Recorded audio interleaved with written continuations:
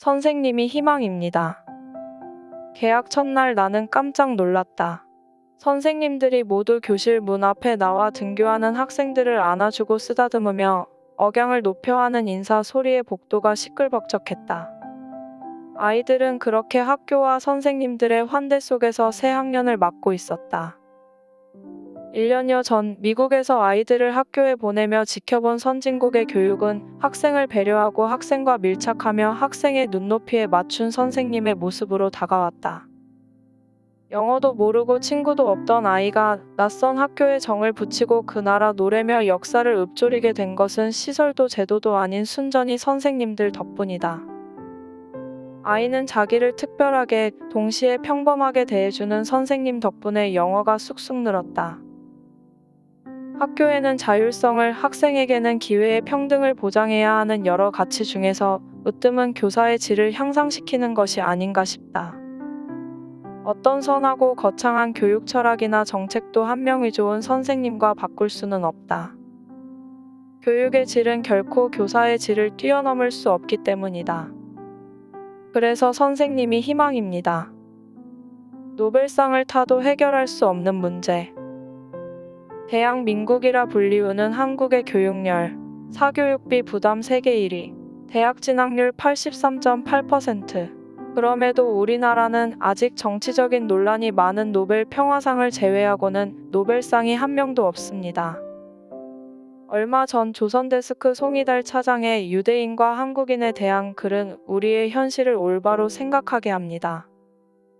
세계 인구의 0.25%, 1330만 명 남짓한 유대인 노벨상 수상자는 1901년부터 올해까지 조직이나 단체를 빼고 가계의 절반 이상이 유대인인 경우로 한정한 수상자가 모두 179명으로 나와 있다. 숨은 유대인까지 포함하면 줄잡아 3분의 1은 넘는다는 지적이다. 2002년 핀란드 헬싱키대가 세계 185개국 국민의 평균 IQ를 조사한 결과 이스라엘의 IQ는 26위, 95로 한국 106, 2위, 미국 98, 19위보다 낮은 것으로 판명됐다. 전문가들이 무엇보다 꼽는 비결은 유대 민족 특유의 뿌리 깊은 가정학습 전통이다. 가령 아이들이 처음 글자를 알게 되면 꿀 한 숟가락을 아이 입에 넣어준다. 5세부터는 토라, 구약 성서의 첫 5편을 가르치는데 잘 배우는 어린이를 위해 특별 파티를 열어준다.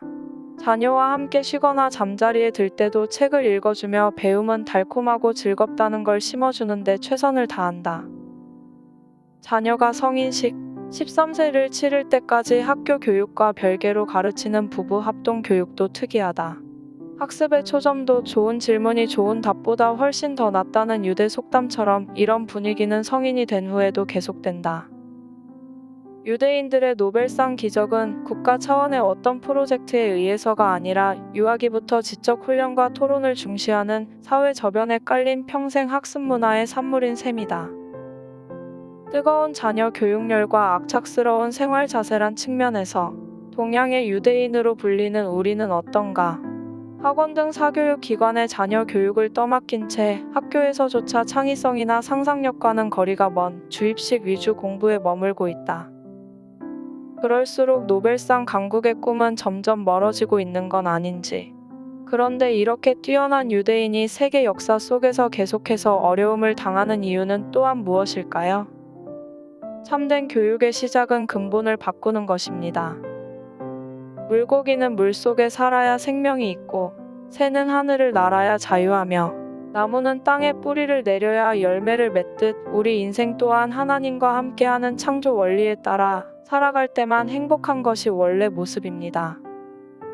그런데 영적인 존재인 인간이 하나님을 떠난 순간 물 떠난 물고기처럼 목말라 몸부림치고 새장에 갇힌 새처럼 인생이 답답하고 뿌리 뽑힌 나무처럼 열매도 없이 시들어 가야 하는 사주팔자, 운명의 저주는 피할 수 없는 것입니다. 인간은 하나님을 떠난 후 어쩔 수 없이 6가지 인생 이력서를 가지고 살게 되었습니다. 첫째, 자신도 모르는 사이에 마귀의 자녀가 되어버렸습니다. 그러니 행복할 수가 없습니다. 둘째, 삶을 살아갈수록 불안과 두려움이 찾아옵니다. 그래서 우상숭배를 하기도 하고 고사를 지내기도 하고 부적에 의지하고 이사가는 것조차도 손 없는 날에 매이게 되고 차에 명주실과 명태를 매달고 다니기도 합니다. 셋째, 마음의 공허함은 더욱 심해지고 결국 눈에 보이지 않게 마음의 병이 생겨 심한 악몽이나 가위눌림을 당하고 불면증에 환청과 환상에 시달리다가 극도의 불안으로 우울증과 조울증에 빠져 일상생활마저 제대로 못하는 사람이 점점 많아지고 있습니다. 이렇게 되면 성공도 명예도 아무런 의미가 없게 됩니다. 넷째, 자연스럽게 육신의 건강도 인간관계도 무너지게 되어 온갖 질병에 시달리게 됩니다. 다섯째, 결국 인간은 죽게 되고 지옥이라는 영원한 고통과 형벌 속으로 빠질 수밖에 없습니다. 여섯째, 내가 가지고 있었던 좋은 점과 나쁜 점들, 영적인 문제와 우상숭배의 저주가 놀라웁게도 자녀에게 모두 전달되어 불행의 대물림이 계속되게 됩니다. 이것이 사실이라면 나의 인생이 어떻게 되겠습니까? 과연 이 불행의 인생 이력서에서 빠져나오는 길은 없는 것일까요? 인간에게 아무런 소망이 없을 때 하나님은 인간의 문제를 해결해 주시기 위하여 인간을 구원할 계획을 세우셨습니다. 그 방법은 하나님이 인간의 몸을 입고 이 땅에 오시는 것이었습니다. 그분이 바로 예수 그리스도이십니다.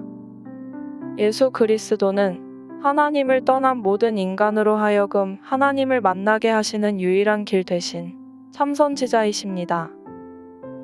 예수 그리스도는 십자가에서 우리의 죄를 대신하여 죽으심으로 우리의 모든 죄를 해결하시고 저주와 재앙에서 해방시키신 참 제사장이십니다. 예수 그리스도는 성경의 예언대로 십자가에서 죽으시고 3일 만에 부활하셨으며 지금도 인간을 괴롭히고 지옥으로 끌고 가는 사탄의 모든 권세를 완전히 멸하신 참 왕이십니다. 그래서 성경은 예수님을 그리스도라고 말씀하고 있습니다. 인간이 절대 해결할 수 없는 근본 문제를 완전히 해결하신 분이라는 말입니다. 그렇다면 어떻게 나의 모든 문제에서 해방받고 구원을 얻을 수 있을까요? 예수님을 그리스도로 믿고 내 마음에 영접하면 됩니다. 이때 하나님이 영원토록 함께 하시는 하나님의 자녀된 신분을 얻게 되며 원래 인간이 누렸던 축복과 권세를 회복하게 됩니다. 지금 이 시간에 당신은 예수 그리스도를 영접하심으로 하나님의 자녀가 되어 모든 운명과 저주로부터 영원히 해방받을 수 있습니다. 진실한 마음으로 아래의 기도를 따라 하시면 됩니다. 당신은 소중한 사람입니다. 하나님 아버지, 저는 죄인입니다. 저는 지금까지 내가 원하는 대로 살아왔습니다. 그러나 지금 예수님이 나를 위해 십자가에서 돌아가셔서 부활하신 그리스도라는 사실을 믿습니다. 내 마음의 문을 열고 예수님을 나의 구주로 영접합니다. 내 마음에 오셔서 영원히 나를 인도해 주옵소서. 예수 그리스도 이름으로 기도합니다. 아멘.